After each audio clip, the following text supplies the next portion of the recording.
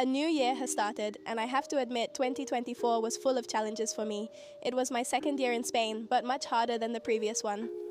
I was able to accomplish many things, but one of the most important for me was going back to Cuba, seeing my family, being there. And today I want to talk to you about my achievements, my failures from last year, and things I want to accomplish in the new year. And right during a very special trip I took at the end of the year. Hello. Hi everyone, how are you? And welcome back to my channel. If you don't know me, I'm Anita Mateo, a Cuban living in Spain, and this is my third Christmas here. If you've followed me for a while, you know I live in Galicia, but today I'm actually somewhere else. So let's find out, because I'm going to spend Christmas here since the family I have in Spain, well, we get together here because they live in this part of Spain. So I invite you to join me in this video to see how I'm going to spend Christmas, my third Christmas in Spain. And I'm also going to tell you a little bit about the biggest differences I've experienced in my time here. I don't know. New Year's Eve and Christmas are generally celebrated in Cuba, but New Year's Eve on the 31st is much bigger there than in Spain. There are many differences, but as always, I share my own experiences on this channel. So subscribe, give it a like, and join this family, because every Friday we have a new video, and I hope you really enjoy this one. And I'm in Barcelona because a big part of my family who lives in Spain is here in this area, and maybe a lot of people wonder, why don't you move here? But for me, my home is Galicia now. Well, we've already had breakfast, it was really delicious, but here in Barcelona everything is quite a bit more expensive than in Galicia. What do you think about Galicia? I love it. Did you love Galicia? And the food is the best in Spain. The best in Spain. No offense to anyone, please, but it's the best. But Spain's gastronomy is the best. The best in the world? Andalusia, Catalonia, the Balearic Islands, the food in all of them is great, and even if I haven't mentioned some, they're all good. No one is going to attack you for saying that Galicia is the best, ha ha ha. And well, tell me down below in the comments some of your country's strangest traditions. Whether you're watching me around New Year's or whatever, look, I'm gonna tell you some of Cuba's traditions and things I used to do in Cuba. Generally, in Cuba, more importance is given to New Year's Eve. At Christmas and New Year's, we do pretty much the same thing. By Christmas, I mean Christmas Eve. It's a bit more relaxed, and then New Year's Eve is more, lively. But the whole family always gets together, and we pretty much eat the same food, which is this. Rice with black beans, pork, yuca with mojo sauce, maybe something fried, some plantains or something like that, and salad. And then, of course, desserts, which depends if you're from the countryside. Usually people eat more homemade desserts like candied orange, candied coconut, and those kinds of things, but I think that's been lost a bit nowadays. Also, those traditions have faded due to shortages and events in Cuba. I'm sharing what I recall from my childhood, and Cuba has some unique New Year's Eve traditions. For example, there's the tradition of throwing a bucket of water, like a cleaning bucket, but we throw it out into the street. Now, I never did any of these things, okay?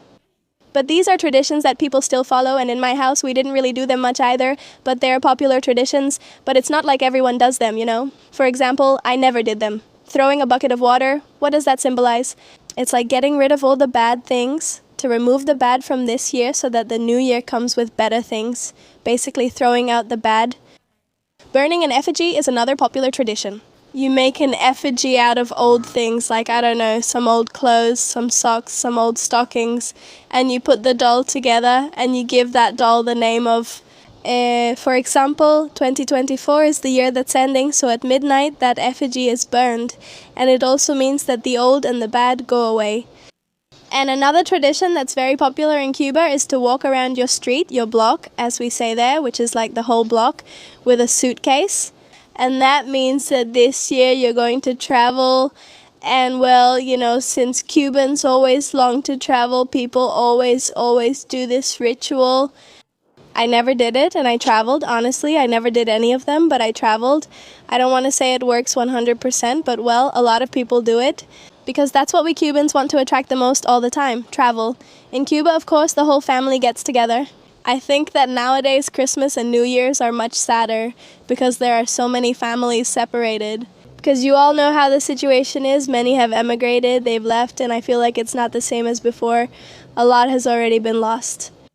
From what I remember of my childhood, when most of the family was together, that no longer exists. And, well, now my reality is here in Spain, and thank God I have family here in Spain, and I'm going to be with them. I'm going to spend these special and festive days with them.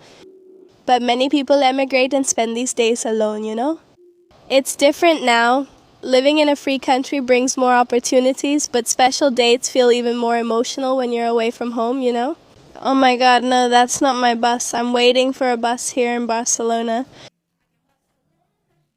These special dates always touch your heart a little more because you remember those happy moments with your family that you had when you were a child. At least for me, it happens that those moments don't exist anymore. They're never gonna happen again in my life. And, well, I get a little sentimental, and I think that almost everyone who leaves their country for another place feels the same way too. And of course, Cubans always save their best food and their nicest things for these New Year's Eve dinners. You would spend the whole year saving beers or saving meat or gathering things so that during these dates you could have, you know, a happy moment. And to eat in abundance, which we never did throughout the year, but on New Year's Eve and at Christmas, on Christmas Eve, it was all about eating the best you could in abundance. I remember getting so full once that I actually threw up, thinking I had to eat as much as possible since it wasn't an everyday opportunity. Well, here in Spain, the experience is totally different because, of course, there's much more abundance. But the memories of the past always remain. But, well, here I've had so many different experiences. For example, in Galicia, I spent a Christmas Eve. The first one, when I arrived, I ate a lot of seafood because here they eat a lot of seafood first and then they eat meat. And there are many traditions and many things that I also love from here. And, well, now I'm discovering them because now I'm experiencing the holidays here in Spain. In this video, I'll be in Barcelona and also visiting a new country. Now we're finally having Christmas Eve dinner. Let's see what we'll eat. We ended up having dinner at a Colombian restaurant since the Cuban place we visited 2 years ago was closed. The Colombian restaurant was actually pretty good. It had a really nice atmosphere, all those tables were reserved, and the food was delicious. It's not like Cuban food, it was different. I don't know if this is what people typically eat in Colombia, but honestly it was pretty tasty. Although I do miss Cuban food a little bit. And, well, tomorrow my cousins and I are flying to Amsterdam. We're going to take a Christmas trip over there because it's always nice during this time of year to get to know different places. These cold places are always beautiful to visit this time of year. The downside is the cold, but I'm already very excited. We're going to go to bed early tonight because tomorrow we have a flight. It's about 2.5 hours, so it's not that far, and I'll see you in Amsterdam. This flight had been planned for many months, and honestly, I was really looking forward to it. Amsterdam is just a dream city. So many times I dreamed of visiting many of the cities I know today. When I arrived, I was amazed by how beautiful they were. The little houses were just gorgeous. Hi, it's Christmas already, and Anita Mateo is in Amsterdam. Well, guys, just imagine that here it gets dark at 4:30 in the afternoon. That's what the girl told us. That's what she said. Isn't that early? Living in countries where it gets dark so fast? It must be a little, I don't know, a little strange for us who are used to the sun, but it's just so beautiful. Look at the scenery. I'll try to record as much as I can, including the landscapes and everything. It really caught my attention since I left the airport. It's beautiful. It's one of the most beautiful cities I've ever seen. It's not like I'm Anita, the one who's traveled the most, but I've already been to some places. And honestly, this city is so beautifully decorated for Christmas. Everything looks so nice. Well, we're at a hotel downtown. I'll show you the hotel later, how much it cost me and all that. It's really nice and it's in a great location. And, well, today is Christmas, but I'm surprised that so many places are open, you know? There are places to eat. Everything is pretty much up and running. I mean, look, I just can't stop looking at the little houses, the beautiful scenery that's here. Well, this is a family trip. We're here with family, and honestly, it's amazing. I love it. Later, I'll tell you about the prices and everything. Honestly, it's very easy to get around. The city has amazing public transportation. Everything works really well. Everything was decorated for the holidays. It's a beautiful city. That's true. There are a lot of tourists, and you have to be careful, like in any city that's really crowded because of tourism. The first day, what we did was mostly get to know the downtown area and all that, and the next day we decided to go visit some small towns nearby. Well, today is the next day. Today is the 26th. We're finishing the year. So today we came to a little town, which is the typical windmill village. Here in Holland, it's beautiful, gorgeous. I'm going to show you a little bit more, and I also just found out something because I didn't know this before, that the Netherlands were part of the Spanish Empire back around the year 1500 and something. Well, I did a little research and I found it very interesting because I didn't know that. Well, all of this is the little town. A large part of Holland is below. Well, below sea level, I mean, the sea is right there, you know? That's why it's called the Kingdom of the Netherlands. Well, it turns out that the Netherlands were part of the Spanish Empire back around the year 556, when Philip II inherited the lands from his father, Charles V. But then, there were wars and all that, and that's it. The Netherlands managed to become independent, but Belgium and Luxembourg were also part of the Spanish Empire. Belgium took a little longer to become independent, but the Netherlands did it around the year 1648. And well, that was a part of history I didn't know about. See, you learn a little bit of history here too, even though I'm not the best historian, but we found out about this here. Well, these wooden houses were the traditional houses that they used to build here. And, well, now it's quite a touristy place that people come to see. There are a lot of tourists here. You know, the usual, my love, but honestly, it's really beautiful. And over there are the windmills, which is, well, you can see them there. In the distance, there are 13 windmills left. Before, there used to be about 50-something, but, well, some of them no longer exist.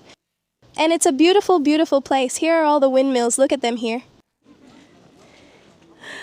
How beautiful. I mean, oh no, wait. I have to record with this background of the windmills. The weather is a bit tricky, but, well, still we're in Holland. It's a good time to discuss our achievements this year, and I don't mean to brag or show off. Oh, look, everything I achieved. No, I never do it for that reason. I always do it so you can see that if I made it out of Cuba, out of my country, where I couldn't even travel, couldn't get on a plane, nothing. And if I was able to achieve those things, then many of you who are also going through a tough time right now, or are in a place where you say, oh, I don't know if I'll ever be able to achieve this, believe me, you can do it too. If I did it, like I always say, I'm not special, so can you. This year was a year of many achievements, and above all, one of the most important things was that I got my residency. I got it at the end of 2023, but in 2024, it was when, for the first time, I was really able to travel, like outside of Spain, because before I couldn't, and to visit countries that I never even imagined I would visit. Paris was my first destination and the place I always dreamed of. I kind of visualize things, like I don't know if it's like I manifest them or something like that, and then some of them come true, others don't. But anyway, one of my manifestations was that I wanted to go to Paris, I wanted to visit Paris, and I did it. And honestly, it was an incredible experience. Also this year, I was able to go to Cuba, and not just once, but twice, to visit my family again, see them there, and see my country again. Although it was a bit disappointing, because honestly things were terrible, things in Cuba really disappointed me. I don't really feel like going again, to be honest, but it was still an achievement. Because, you know, there are a lot of people who take a long time to see their family, and I was able to see mine pretty quickly this year too. Another achievement is that, well, I've had a lot of opportunities when it comes to work-related things. As I've already mentioned and all, being able to keep making videos for you, you can't imagine how much it fills me with excitement. For a big part of the year, I was very sad and really unmotivated. I'm just now getting that motivation back at the end of the year because I don't know. It's like when one year ends and another begins. So you set new goals, so I'm kind of finding that motivation again. I'm really motivated now, but I spent many months with very little motivation, not wanting to record videos and all that. But I kept doing it, and that showed me that I'm pretty strong and that I'm pretty determined when it comes to my goals and the things I do. Because sometimes even with zero desire to do things, I would get up and do them, and I was able to keep going. Obviously, regarding my job, another achievement is that now, at the end of the year, well, I'm going to Amsterdam. Getting to know Amsterdam, I've already been to Paris, I went to Sardinia, Italy, and now I'm in Amsterdam. Wow, it's like I can't believe it. I was talking to my cousin, since we're from a small town in Matanzas, Cuba, saying a cousin. We who came from that little town of Betancourt that nobody knows where that town is, the least important town in Matanzas. That's where we were born, that's where we came from, and look at us now here in Amsterdam, like what? What? What the universe has in store for us. And well, also, it's not like everything has been perfect. There have been a lot of things that haven't turned out the way we wanted. For example, let's see, I'm going to keep walking here while I figure it out because we're kind of taking a tour of this beautiful town, right? Getting my driver's license. Nope. I set that goal for myself, but I didn't achieve it. There is one thing that's true, and that's that you often get your license out of necessity. Necessity forces you, and I haven't really had that big of a need. Maybe to have a car, because I've found ways to get around and do my things without having a car. But many friends and people I know who really needed it got their license super quickly. So let's see if this year getting my license is one of the things I set out to do. Well, getting my license is another thing I set for myself this year. And yes, I managed to go to the gym. I missed a few days. Maybe I didn't go for a month, but I went almost every day. And I feel pretty proud of that. And honestly, it has helped me a lot with my mental health, with the process of emigrating, and sometimes feeling out of place, feeling lonely, all those things. The gym really clears my mind a lot. Let me know your goals in the comments, things you didn't achieve in 2024 but plan to accomplish in 2025. Let's see if I can get some ideas too for 2025, I don't know. I also don't like to share all my plans and everything because I think you should keep those things to yourself so they turn out well. But yes, I'm gonna get my license, that's for sure. I'm saying it now. You'll see that I probably won't get it this year either, but I'm gonna try. And of course, keep exploring places in Spain because there are still so many places I haven't seen yet. Make videos for you all, keep making videos, and visit other countries in Europe. I'd also like to leave Europe and visit Asia. These are just ideas for now. Let's see if they happen. What do you think of Holland? Had you been here before? No, I had never been here before, but I love it. The traditional food is great, with many delicious options. Today, I'm in Holland enjoying traditional food. But for sure, on December 31st, since I'm going to record videos for you of all these days at the end of the year, well, for sure, on December 31st, I'm going to eat arroz con greluca, Cuban food, and, well,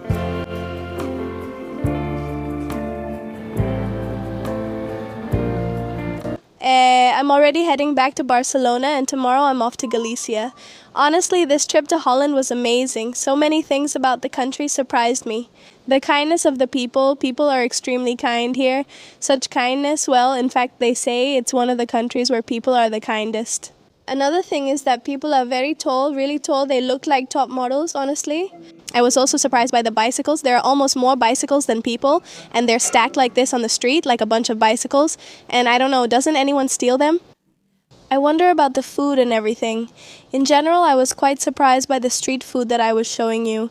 Another thing that caught my attention and that I found really interesting is that the king here is really beloved, and in fact he's a pilot. He's highly educated and studies something related to engineering, like water engineering, since much of this country is below sea level. And they've had to build and create structures so that people can actually live here. Living with that, with the fact that the country is well below sea level. In fact, they've even built artificial islands. Dutch engineers are super famous all over the world for this technology and their expertise in it. Here, bicycles have priority, and I noticed there weren't many traffic lights. Sometimes crossing the street was a bit crazy in Amsterdam, which is where I was. I feel like in Spain there is more organization when it comes to that, but here, crossing the street was kind of crazy. And so there are trams passing by all the time, bicycles, people. I was scared. But Cuba prepared me for this because, well, Cuba is also crazy. But I think there are many more traffic lights and crosswalks in Spain. Everything is very organized, but still it's a bit chaotic here because, well, it's a very touristy and very big city. Now about the prices, which I'm sure many of you are asking me about. The hotel cost me about 270 for 3 nights, 270 something, and I had to pay. There's also a tourist tax. About 80 euros you have to pay the tourist tax. Every time I ate out, I spent around 30 something, 40 euros, it depends. I didn't get appetizers. The beer is really expensive, seriously. Yesterday I ordered a Heineken beer to try it, since it's typical here, and the glass of beer cost me 8 euros. And I was like, what? We also did a tour of some towns that cost me about 60 something euros, but they took us to 3 or 4 towns and to an artificial island. And lunch was included, and honestly I thought that was pretty good. And the flights here, I think they cost me about 100 something euros round trip. But I booked it well in advance a while ago. So I don't think it was that expensive. I think it was about 160 euros round trip or something like that. And well, that was more or less what I spent here in Amsterdam. Of course, I didn't do this trip alone. It was also with a group, so the expenses were shared and all that. But I'm telling you about my individual expenses. Now we're already on our way back home, and well, I'm going to spend New Year's Eve, the 31st, in Coruña.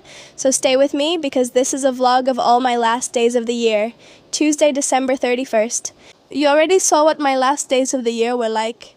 Honestly, today, December 31st, I don't feel like doing anything. Normally, I might spend it with family, a friend, or someone in Cuba, but this time I'll be alone at home. What I did make for myself was a little meal. I wanted to make congris, but I went to Coruña today, got back super late, and in the end, I didn't make it. What I am making is some grilled meat here. And yuca, of course, I can't skip that. Can a Cuban go without it on New Year's Eve? I think it's a good time to end the video. I hope to set many new goals for myself this year. Like I already told you, there are things I didn't accomplish in this year, 2024, but in 2025 I will. And also to all of you who follow me and are here, I truly hope that the year 2025 will be a better year for everyone, that things go really well for us. Fight for your dreams because anything is possible. Now I'm expecting a year full of challenges because you'll see that I'm going to have a ton of things to do this new year. I'm a little nervous about everything that's coming, but well, these are things that if I do them well, they're part of my job and I'll be very happy. I'm not sure I'll record the meat for you when it's done since it's so late. I got back from Coruña very late, so I started cooking late. I think I'll just wait now. At midnight, I'm going to eat the grapes and then go to bed. Sending you a big kiss, subscribe, give it a like, and all those things. And I hope that now that we're in 2025, it's going to be a great year. Sending you a kiss.